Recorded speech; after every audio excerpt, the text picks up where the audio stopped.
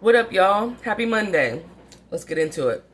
The first people that the narcissist introduce you to, look around, because those are the people that are going to help that narcissist take your ass down. Okay? Let's get in. Now, with this last relationship, sorry y'all, I'm moving around.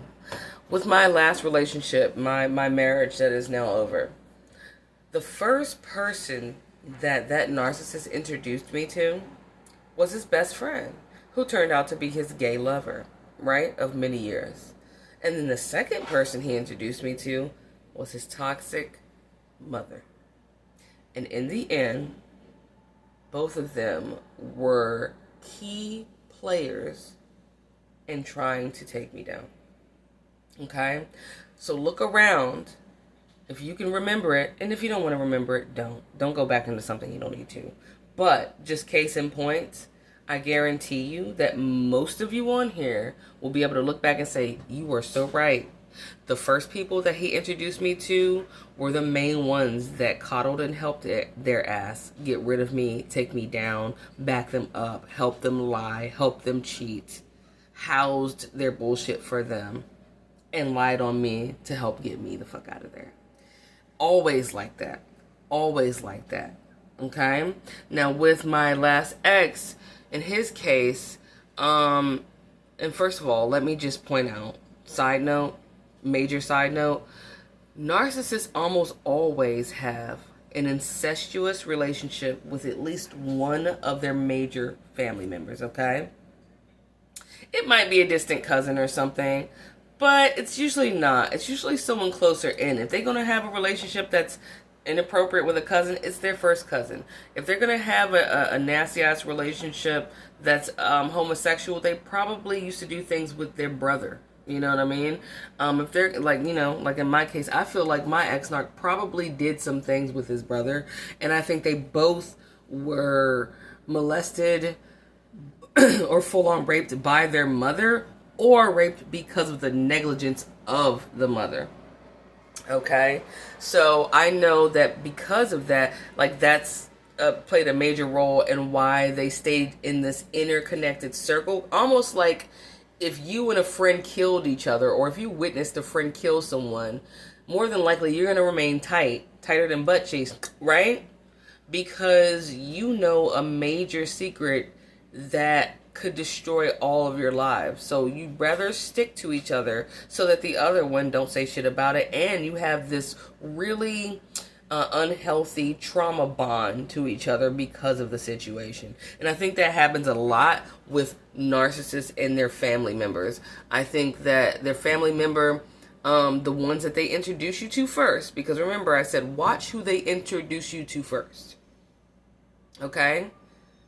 And that mother would always be inappropriate. She would always call him like all the time. Now, is there something wrong with your mama calling you daily? No, there's not.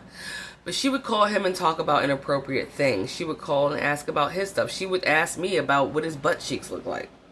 Oh, she said, is his butt cheek shaped like burger buns like his dad? His dad had the best blah, blah, blah, blah, blah. And then she'd go on to tell him how her and his stepdad, how they have sex, and what his balls look like, and how she's cheating on him with some other dude, and how that dude's cheating on her with his cousin. And I mean, just inappropriate shit that parents should never disclose to their children. Right? Not to mention, let me reiterate, remember I said in another video that she also admitted to me later on after the divorce, she was like, yeah, in high school, he used to let his friends pay him to have sex with me when I was like out of it on medication. You weren't that out of it because you remember it and you're talking about it casually like it was cool. So, in theory, she's the first prostitute he's ever met. And who did he end up with in the end, other than his gay lover who's always in the background regardless and is going nowhere? A prostitute that he had been frequenting all the time for years. Why? Do you think he just liked her because she was a prostitute? No. She was a familiar spirit.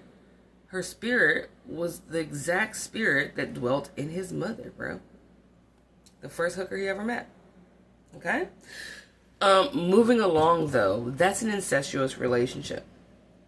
That kind of, any kind of sexual acts that are conducted between you and your fucking kid, bro, is SA number one, and it's also incest. Okay, not to mention what I just assume is probably did happen with him and his brothers.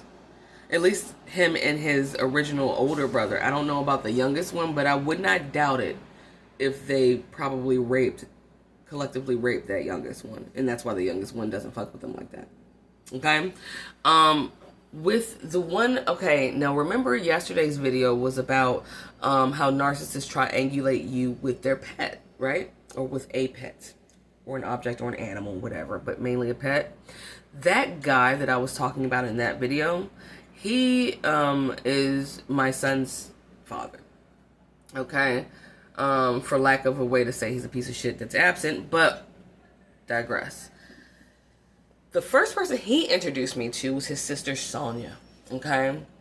And Sonia, he talked Sonia up so much. Do you know how when someone talks someone up so much, but the way they talk about him makes you instantly kind of feel like you're being compared to them? He compared me to his sister a lot, right? To the point where, like, talking about her just made me uneasy. Down to the way, like, if you were making a sandwich, he'd be like, oh, Sonia makes the best sandwich.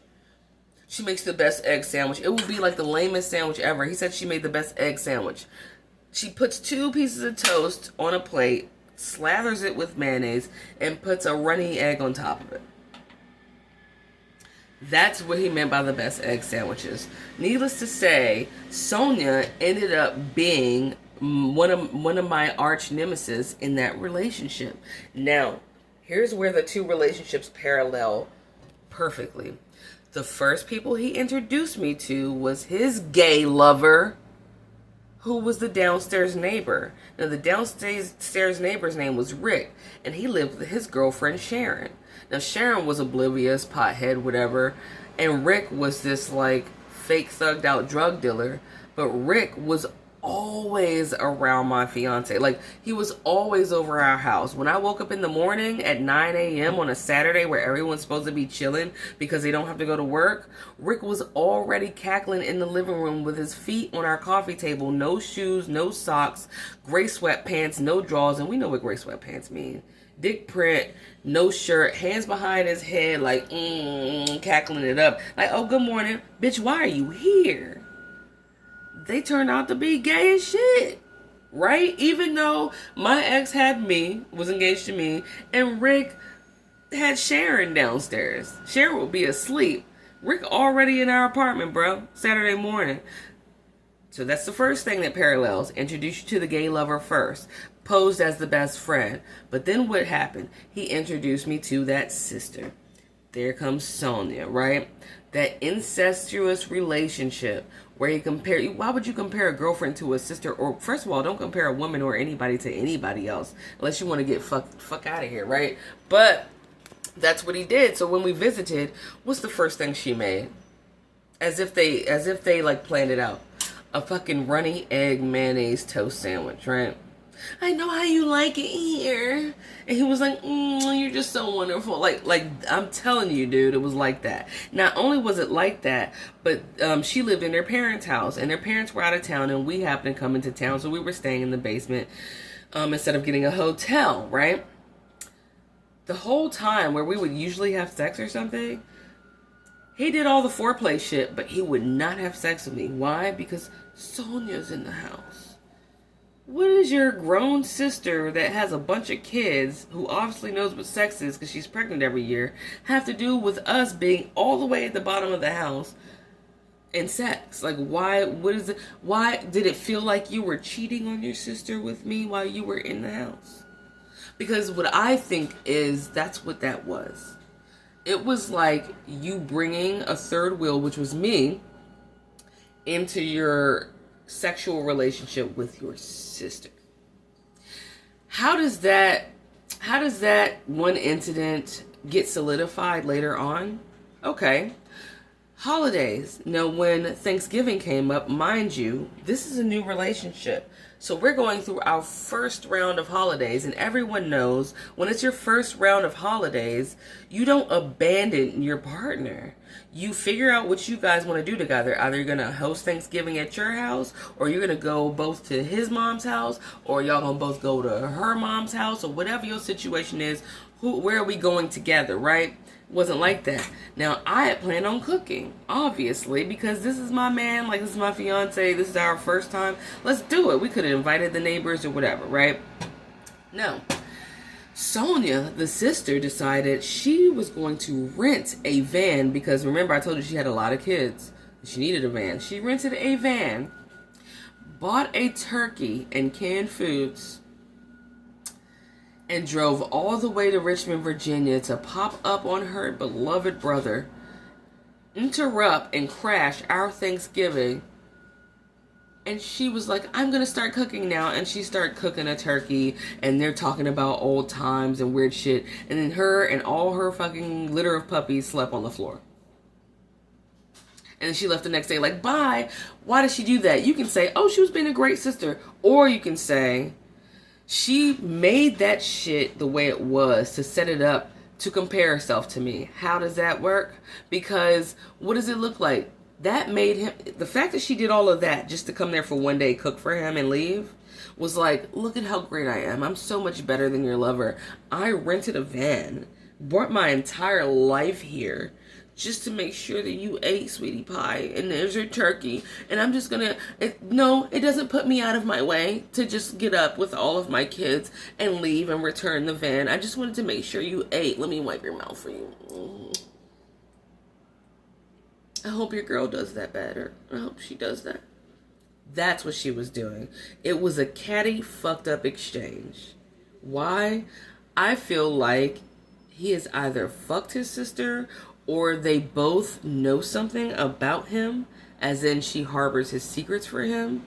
So in theory, it's just a weird ass incestuous relationship. She treated him like he was her lover. Okay? My ex-husband's mother treated him like that was her best girlfriend and like he was her husband. Okay?